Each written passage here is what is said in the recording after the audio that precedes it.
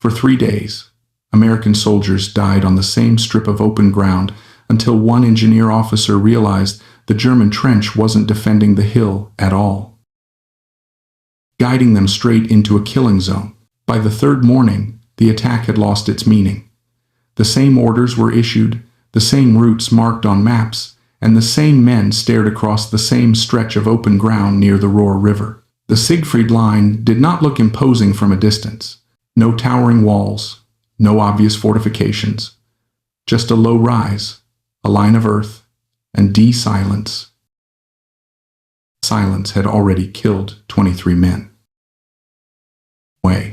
Infantry advanced under cover of mist. They reached the shallow dip before the German line. Then the ground flattened, cover vanished, and machine gun fire arrived from 2 directions at once. Short bursts. Perfect timing. No wasted ammunition. Men fell where they stood, pinned with nowhere to crawl and nowhere to retreat. Artillery had been tried. The shells landed where the maps said the trenches were. The Germans simply went underground and waited. When the fire lifted, the guns came back online as if nothing had happened. Tanks could not advance, the approaches were mined, and the ground would not support their weight. Captain Thomas Keller watched from behind the line, not as an infantry commander, but as an engineer assigned to assess river crossings. He had no authority over the assault and no obligation to solve its problems. Yet after 3 days, one fact was impossible to ignore. Germans were not reacting to American attacks. Every approach, every movement, every hesitation was already accounted for in the shape of the terrain. The trench line did not block the Americans, it steered them, and until that was understood, the killing would continue exactly as planned. Keller stopped thinking about how to break the trench and started asking why it worked so well. From a distance, the German position looked ordinary, no heavy bunkers, no obvious strong points, but when he walked the ground, the pattern became clear. The trench did not face the American line directly. It curved, subtly at first, then decisively, bending the attacker's path toward a narrow stretch of exposed earth. Any unit advancing naturally followed the contour of the land, and the land led them exactly where the Germans wanted them. Machine guns covered that strip from 2 concealed angles. Not enough fire to announce themselves early, just enough to freeze movement once men were committed. The Germans weren't stopping assaults. They were waiting for them to arrive fully exposed. In the trench, Keller noticed something almost no one else had paid attention to: a shallow drainage channel running parallel to the line. It was muddy, half collapsed, and useless for defense. On maps, it barely existed, but it connected directly into the rear of the trench system. The Germans used it to move quietly between positions. They never expected an attack from that direction. Keller understood what that meant. The trench had been designed to kill from the front because the front was the only direction the Americans ever considered. The back was left thin, unfinished, almost careless. He brought the idea to the battalion staff. The response was immediate and predictable. The channel was too narrow, too exposed, too risky. The doctrine didn't support it. Engineers were meant to clear mines and build bridges, not lead assaults. Keller did not ask for permission again. Your team, 2 flamethrower operators, and a demolition kit. The goal was not to overrun the trench. It was to seal it close exits, collapse junctions, and force the defenders to choose between fire and suffocation. The trench could no longer breathe. It would no longer fight. They moved before first light, while the fog still clung to the low ground. Keller led the team down into the drainage channel, the mud swallowing their boots with every step. The trench line loomed only yards away, but from this angle it was invisible. No parapets, no firing slits, just a dark earthen wall rising above them. Machine guns were already firing to the front, exactly on schedule. Keller could hear the bursts echoing across the open ground where another probing attack was drawing attention. The defenders were focused forward, confident, repeating a pattern that had worked for days. Engineers advanced hand over hand, staying below the lip of the channel. When they reached the first junction, Keller stopped them. He pointed to the weak spot where the trench widened slightly, a maintenance access never meant to see combat. 2 men placed demolition charges along the support timbers. Another prepared the flamethrower. Keller's signal, the explosives went first.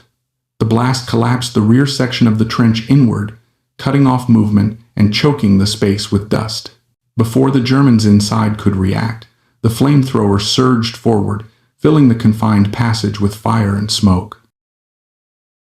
Erupted from inside the trench. Boots scrambled. Orders were shouted in German, confused and overlapping. The defenders had trained to repel attacks from the front, not to fight blind in their own rear corridors. Those men worked fast. More charges went down.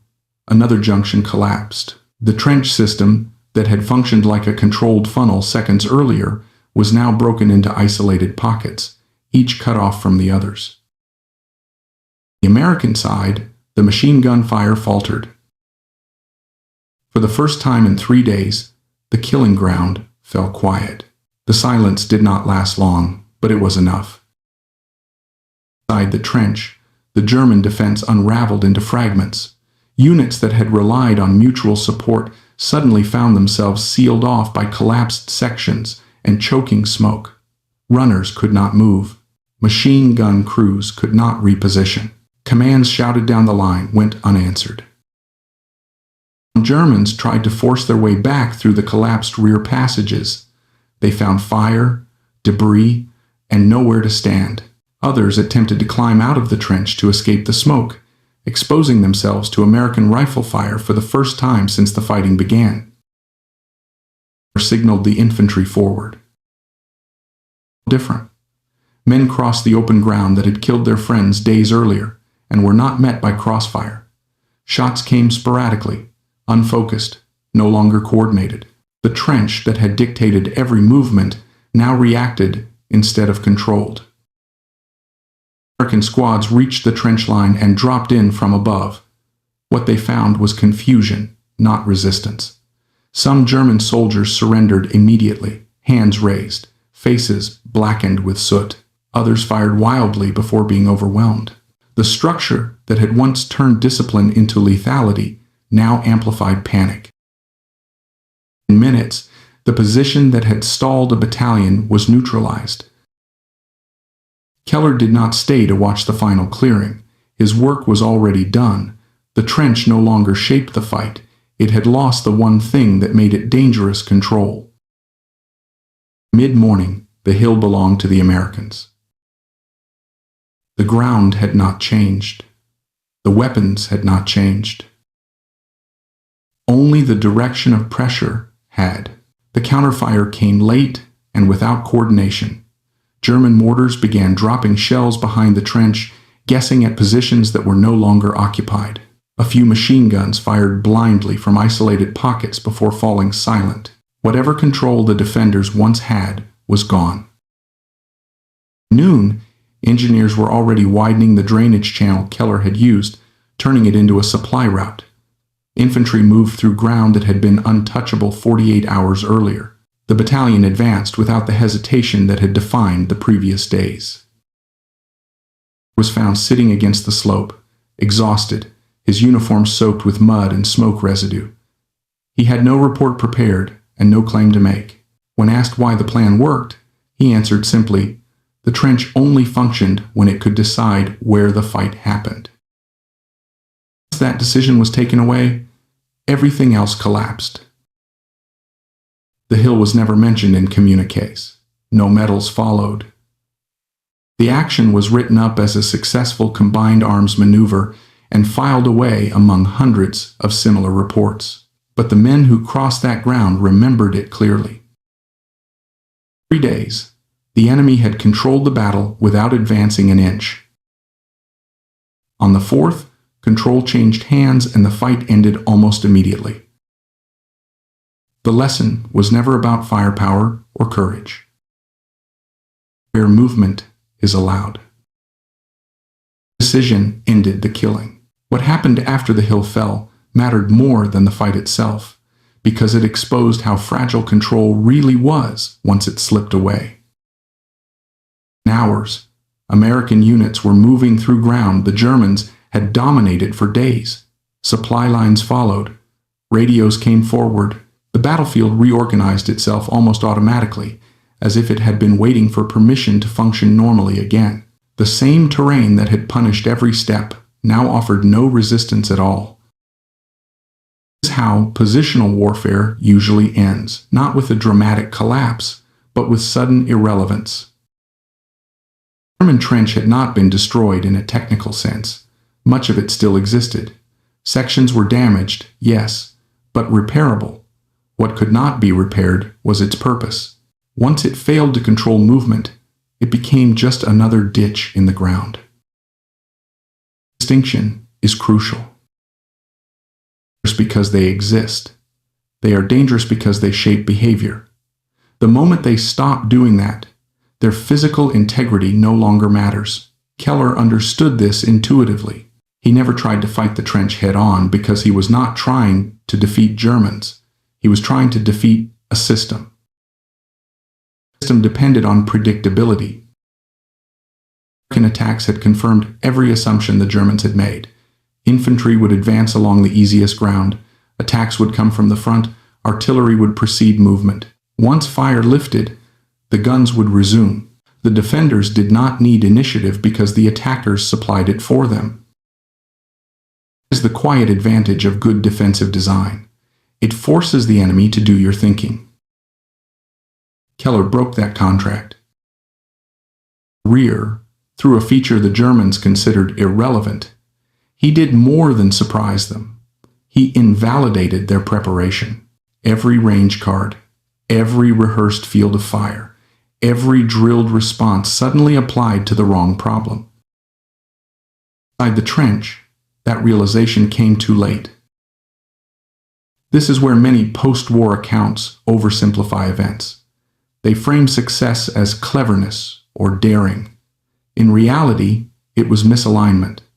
The German defense was perfectly optimized for a fight that no longer existed. Pressure came from an unexpected direction. Discipline turned into rigidity. Orders no longer matched conditions. Training no longer produced correct responses. Soldiers acted according to what had worked before, not what was happening now. Lag is deadly. Enormous effort trying to shorten it. Faster communication, better intelligence, more flexible doctrine. Yet the problem persists because it is human. Under stress, people revert to what they know. When the environment changes suddenly, that instinct becomes a liability. Hill after hill, city after city, wars are decided by who adapts first.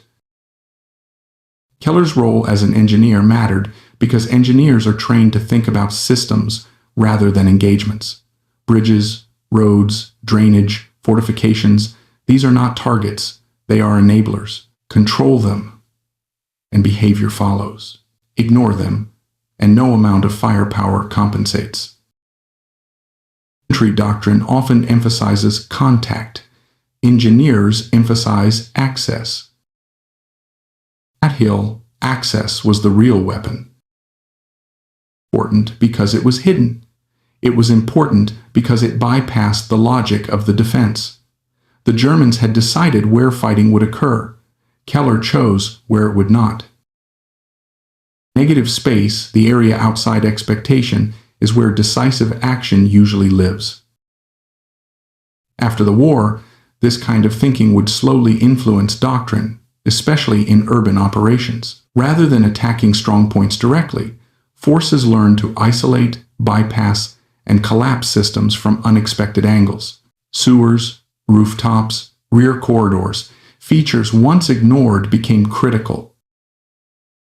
In 1945, much of this was still learned the hard way. The men who crossed that hill did not care about theory. They cared that they were no longer being funneled into a killing zone. That relief changed how they moved, how they thought, and how quickly the advance resumed. Morale is often treated as an abstract quality. In reality, it is deeply spatial. Soldiers feel confident when they believe they have options. They break when those options vanish. Trench had taken options away from the Americans. Keller took options away from the trench. The fight. There is also a sobering counterpoint to this story.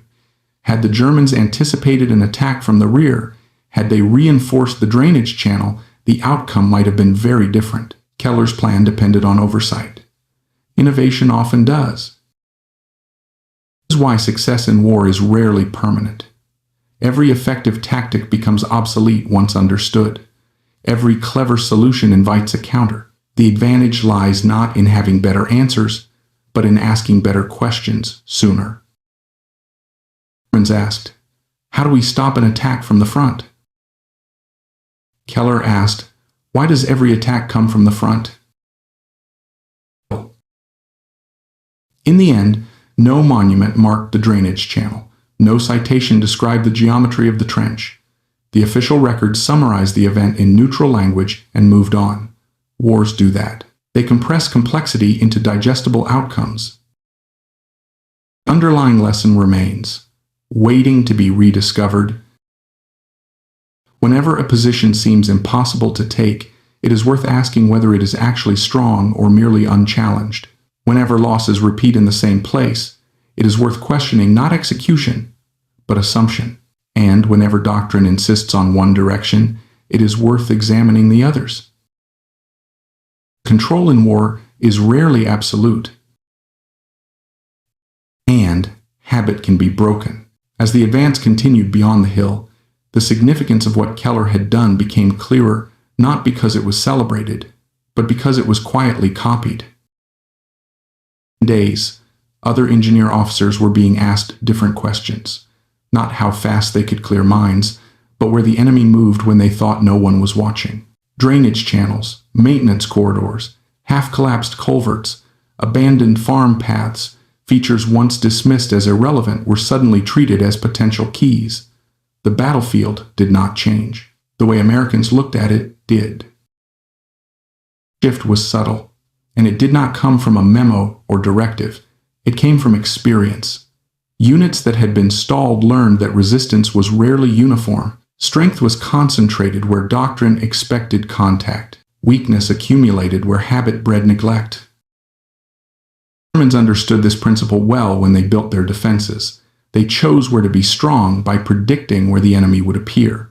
Their mistake was assuming that prediction would hold forever. It really does. In warfare is believing that the enemy will continue to behave rationally according to your expectations. In reality, pressure changes behavior. Loss changes priorities. Desperation creates risk. And boredom breeds blind spots. The drainage channel behind the trench existed because terrain demanded it, not because planners wanted it.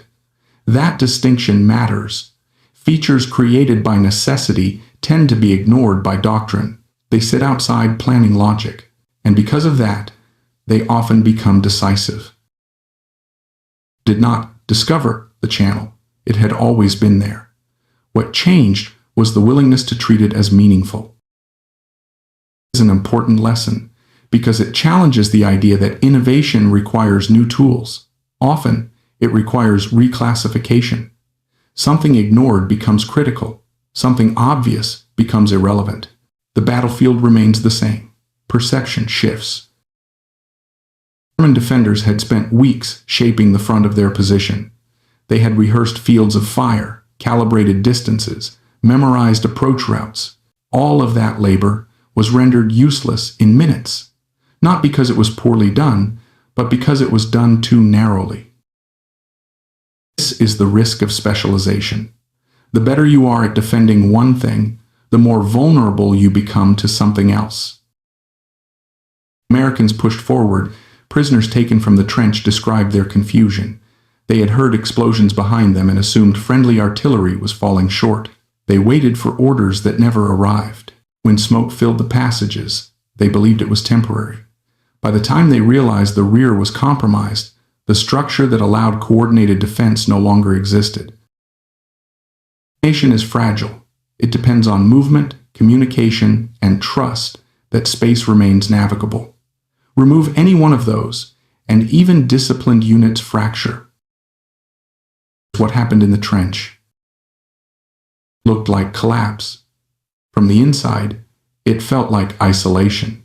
Small groups cut off from command, each reacting to incomplete information, each making decisions that made sense locally but worsened the situation globally. Dynamic appears again and again in warfare. Large formations fail not when they are overwhelmed everywhere, but when connections fail in key places. Once that happens, strength becomes irrelevant. Americans benefited from this without fully understanding it at the time. They saw a successful maneuver and moved on, but the deeper implication lingered, especially for those who had watched men die repeatedly on the same ground.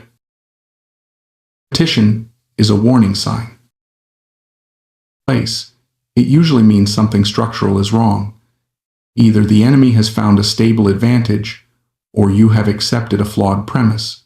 Continuing to apply effort without challenging that premise rarely changes the outcome. Hill after hill, war teaches this lesson and then watches it be forgotten. One reason it is forgotten is because it is uncomfortable.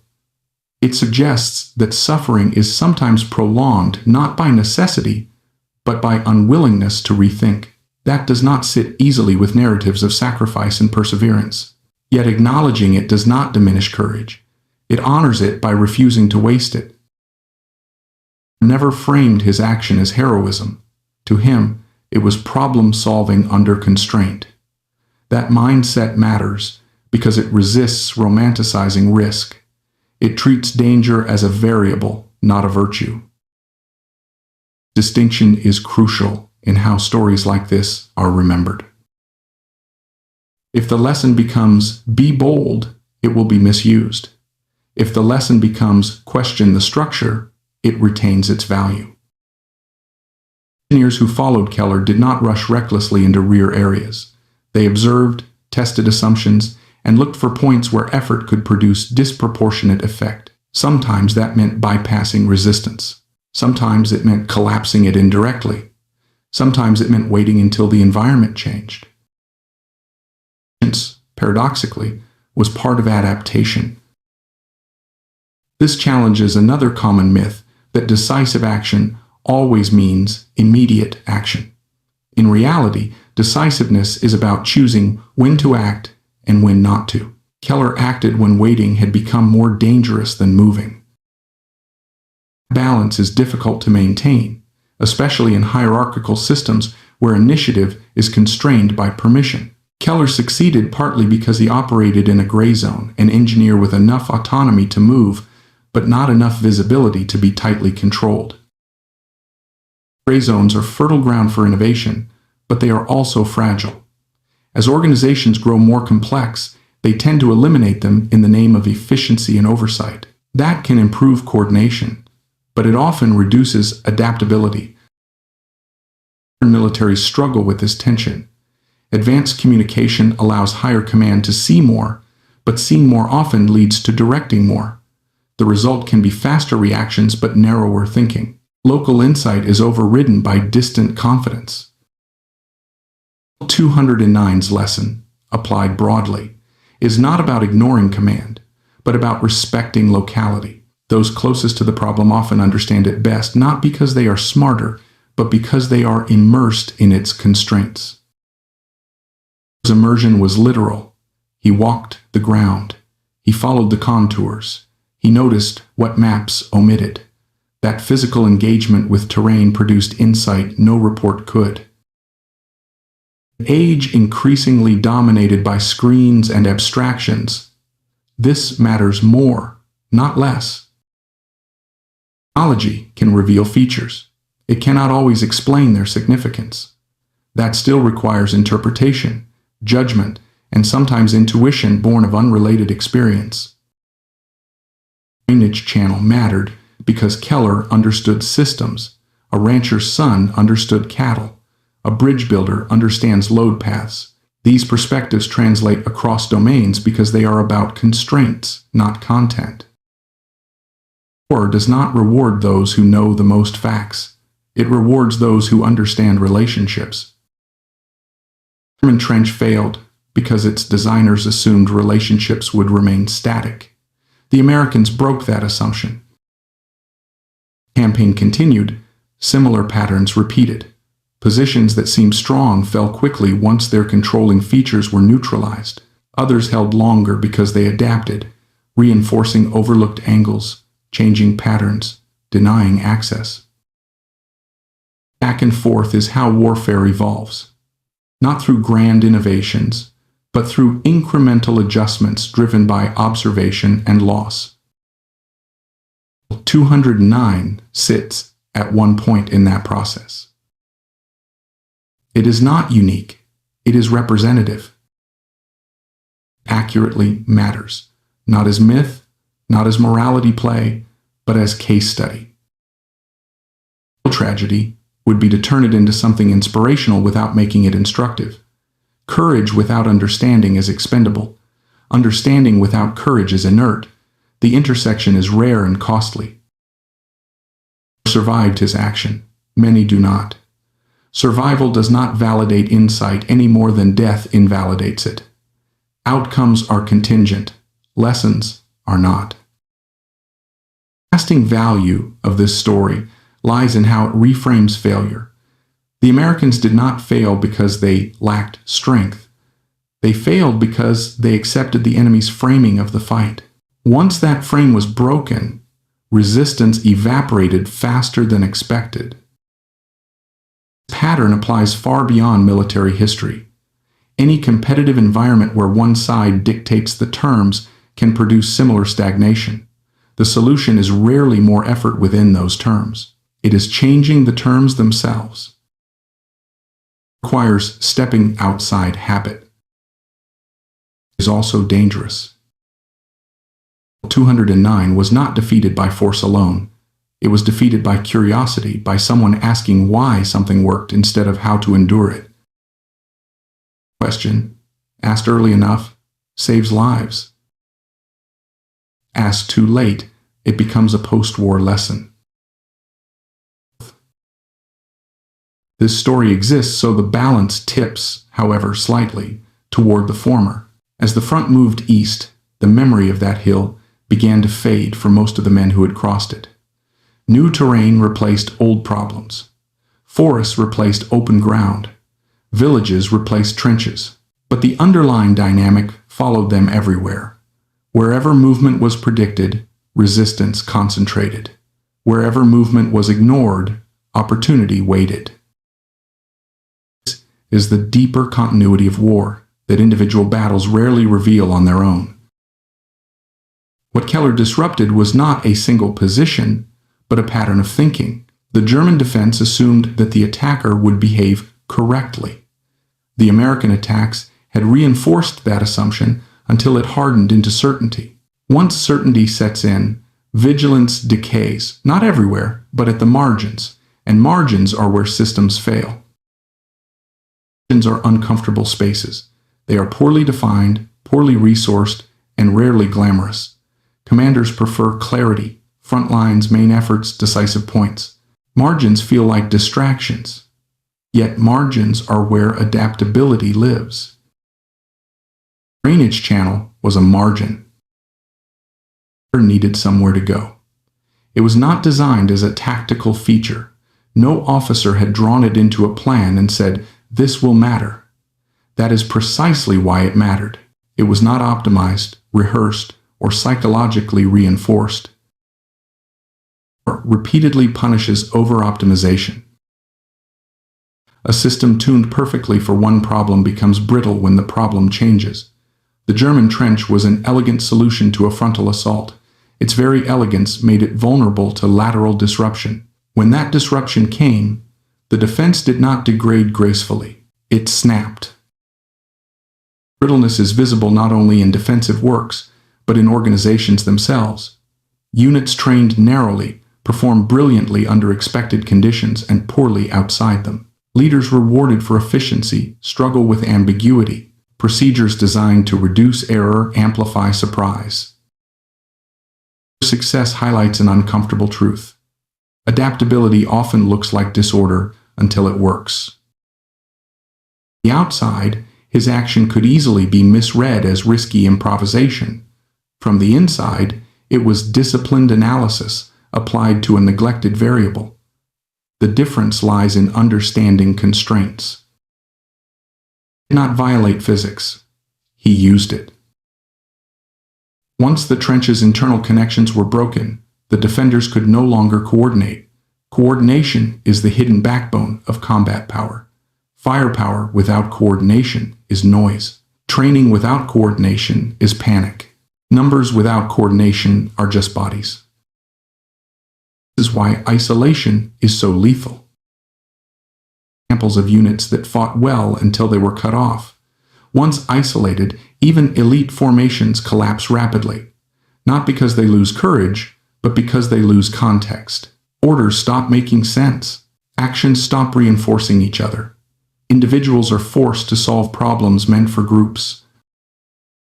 That is what happened in the trench.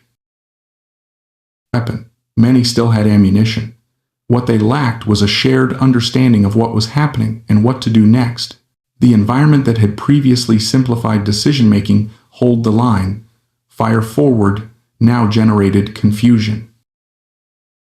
Confusion is not fear. It is worse. Fear can be managed. Confusion paralyzes. This distinction is often missed in accounts that emphasize morale. Morale did not suddenly vanish in the trench. Structure did. Once structure disappeared, morale became irrelevant. American infantry sensed this almost immediately. The absence of coordinated fire changed how they moved. Men who had hugged the ground now advanced upright. Squads that had crept now ran. Confidence returned not because of encouragement, but because the environment no longer punished movement. Feedback loop environment shaping behavior, behavior shaping outcome, is fundamental to combat. Leaders who understand it can change battles quickly. Those who do not are condemned to slow, costly attrition. His role as an engineer mattered again here. Engineers are trained to think about load paths, failure points, and cascading effects. When a bridge fails, it is rarely because every component breaks at once. One critical element fails, and the rest follow. The trench was a bridge of earth and habit, and the rest cannot carry the load. This way of thinking is not intuitive for officers trained primarily in maneuver and fire.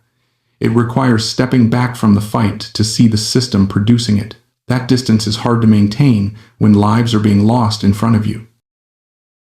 Without that distance, repetition sets in. Repetition is the enemy's ally and confirms the defender's assumptions. Every repeated loss strengthens their confidence. This asymmetry is dangerous because it rewards the side already advantaged by terrain. After hill, this dynamic plays out. Attackers tell themselves they are wearing the enemy down. Defenders tell themselves they are holding. Often, neither is true. One side is simply trapped in a loop. Breaking loops requires reframing, not reinforcement. This is why Keller's action resonates beyond its immediate context. It was not a new tactic so much as a new question applied to an old problem. Instead of asking how to survive the trench, he asked how the trench survived. Conversion matters. And in other complex systems stem from asking the wrong question very well. Enormous effort is spent optimizing responses to a flawed framing. Success arrives only when the framing itself is challenged. Germans framed the fight as frontal defense. That frame rejected it. It did not require superior resources. It required curiosity and the willingness to look foolish if wrong. That willingness is rare in hierarchical systems where deviation carries personal risk. He took that risk quietly. He did not grandstand. He did not issue speeches. He acted. Aftermath was telling. There was no parade of recognition, No immediate doctrinal shift announced. The system absorbed the result without fully acknowledging its cause. This is common. Institutions often incorporate outcomes while ignoring insights, because outcomes are easier to justify. Over time, patterns change incrementally, but the underlying tension remains. Systems reward conformity more reliably than insight. It has implications far beyond the battlefield. Under pressure tends toward predictable behavior. Predictability enables efficiency. It also creates vulnerability. Competitors, adversaries, or crises exploit those patterns not by matching them, but by stepping outside them. The drainage channel behind the trench is a metaphor that applies broadly. It represents neglected pathways, overlooked assumptions, and marginal spaces where leverage accumulates unnoticed. Spaces exist everywhere. Be physical. In institutions, they are procedural. In economies, they are structural. In societies, they are cultural. The challenge is recognizing them before loss forces attention. Hill 209 did not teach this lesson gently. It taught it through death and exhaustion. That is how war teaches most things. The hope is that stories like this allow learning without repetition. History suggests otherwise. Technology, its doctrine, its awareness will prevent the mistakes of the past. Each generation discovers that human behavior, under pressure, remains stubbornly consistent. Seek certainty. We repeat what worked. We ignore margins, and when those margins are exploited, we are surprised. Our story endures because it punctures that illusion. It does not offer a formula. It offers a lens. Assumed. Look at where effort is concentrated. Those places matter. Not because Americans suddenly became stronger, but because Germans suddenly became blind. Blindness is always relative. It emerges when attention is overcommitted elsewhere. In that sense, Keller did not defeat the Germans. He defeated their expectations. Expectations are powerful because they shape preparation. When expectations fail, preparation collapses. This is why adaptability is not about reacting faster. It is about expecting less certainty. Organizations that tolerate ambiguity adapt better. Those that demand clarity often find it imposed by the enemy. The French demanded clarity: front, rear, approach, defense. Keller introduced ambiguity. The defense could not cope. The dynamic will repeat as long as humans fight. Future wars will look different in their tools and scale, but they will still hinge on movement, control, and perception. Traps will be built, assumptions will harden, someone will exploit a margin. Whether that exploitation comes early or late will determine how much blood is spent learning the same lesson again. 209 was one instance among many. It is not special because it was unique, but because it was clear enough to see that war is not won by strength alone. It is won by understanding where strength matters and where it does not. Keller understood that the trench was strong only because it was unchallenged. Once challenged differently, it was nothing. Understanding is fragile. It must be rediscovered repeatedly. This story exists not to celebrate that rediscovery, but to remind us of its cost when forgotten. Because the next drainage channel is already there.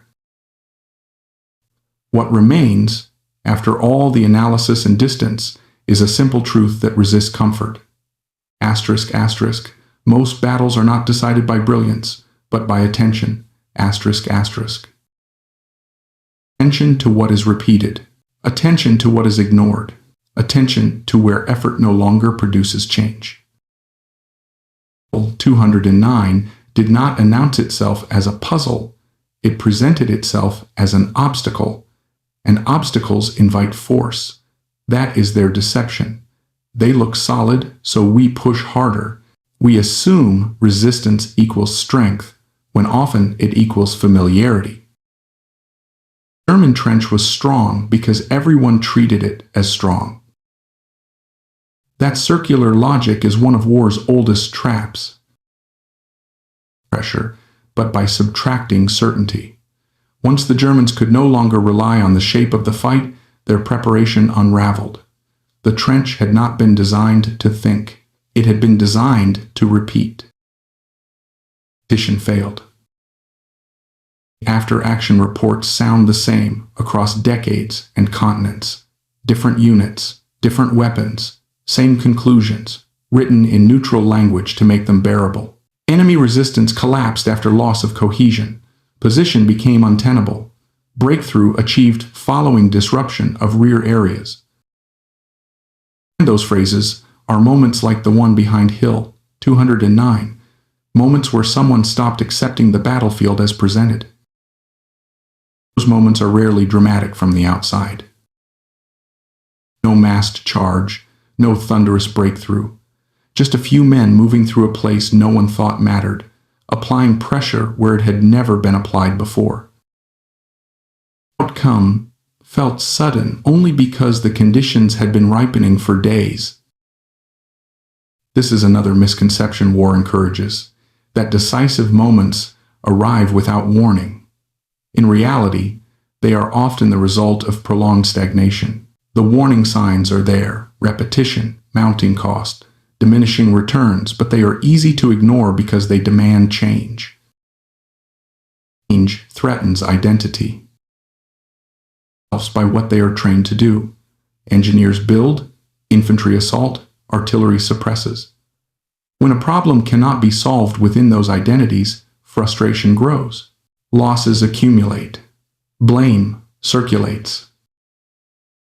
209 was dangerous not just because of German fire, but because it was quietly forcing the Americans to fight in ways that contradicted their sense of competence. Each failed assault was not only a loss of men, but a loss of confidence in method. His intervention restored confidence not by proving Americans were braver or stronger, but by proving the problem itself was flawed. Restoration mattered. Opposition can be beaten. They move differently. They observe more. They hesitate less. Momentum returns not as recklessness, but as trust in cause and effect. It is fragile in combat. It depends on the belief that actions lead somewhere. When that belief disappears, discipline alone cannot replace it. That's why prolonged stalemates are so corrosive. They do not just kill bodies, they erode meaning. 209 was becoming such a place. Keller changed the story the soldiers were telling themselves. The hill was no longer cursed. It was no longer invincible. It was simply misframed. Reframing did more than clear a position. It allowed the campaign to move forward psychologically as well as physically. The story's final warning lies in how easily this lesson can be misread. It is tempting to conclude that ingenuity always wins, that cleverness can substitute for preparation, that bold deviation is inherently virtuous. Hill 209 does not support that conclusion. Keller succeeded because he understood the system deeply, not because he ignored it. Action was informed, not impulsive. Without that understanding, the same move could have ended in disaster, remembered only as another failed gamble. Insight is what separated adaptation from recklessness. Distinction is uncomfortable because insight cannot be standardized. Armies can train skills, they can codify procedures, they can rehearse contingencies. What they struggle to produce reliably is judgment under uncertainty, the ability to see when the frame itself is wrong. Ability often comes from outside the system's core identity. Engineers, medics, logisticians, civilians turned soldiers, people who learned to think in constraints rather than rules. Was one of them. Often marginalize such perspectives until they are desperately needed. Then, after the crisis passes, they are folded back into orthodoxy or forgotten altogether. 209 nearly became one more forgotten place. What saves it from that fate is not the scale of the action, but its clarity. The lesson does not depend on myth, exaggeration, or coincidence. It rests on relationships anyone can trace: terrain, movement, expectation, collapse. Relationships are timeless. A hillside, a city block, a supply chain, or an institution under pressure. Wherever outcomes repeat despite effort, something structural is at work.